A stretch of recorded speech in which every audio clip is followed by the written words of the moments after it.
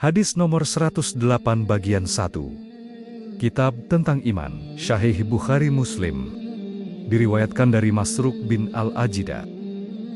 Pada suatu hari, aku sedang duduk bersandar di dekat Aisyah.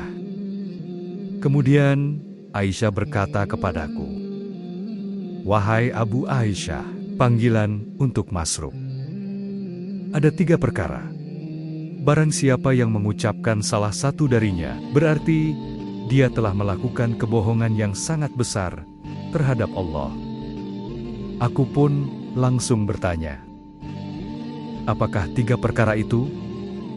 Aisyah menjawab, "Pertama, siapapun yang mengatakan bahwa Muhammad melihat Tuhannya, maka sungguh dia telah membuat kebohongan besar atas nama Allah."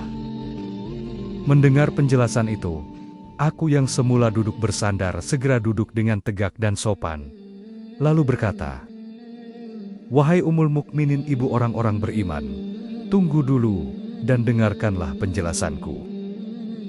Bukankah Allah Ta'ala telah berfirman, dan sesungguhnya Muhammad itu melihat Jibril di ufuk yang terang? Surat At-Takwir ayat 23. Dan Allah juga berfirman, dan sesungguhnya Muhammad telah melihat Jibril itu dalam rupanya yang asli pada waktu yang lain. Surat An-Najm ayat 13. Ini membuktikan bahwa Nabi Muhammad memang pernah melihat malaikat Jibril dalam wujud aslinya.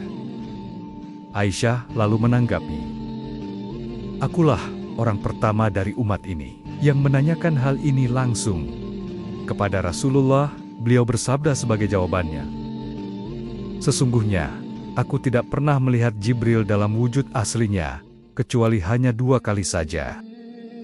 Saat itu, dia turun dari langit dalam wujudnya yang sangat besar, memenuhi seluruh ruang antara langit dan bumi."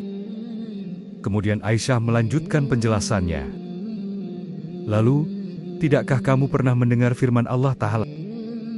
Dia tidak dapat dicapai oleh penglihatan mata, sedang dia dapat melihat segala yang kelihatan.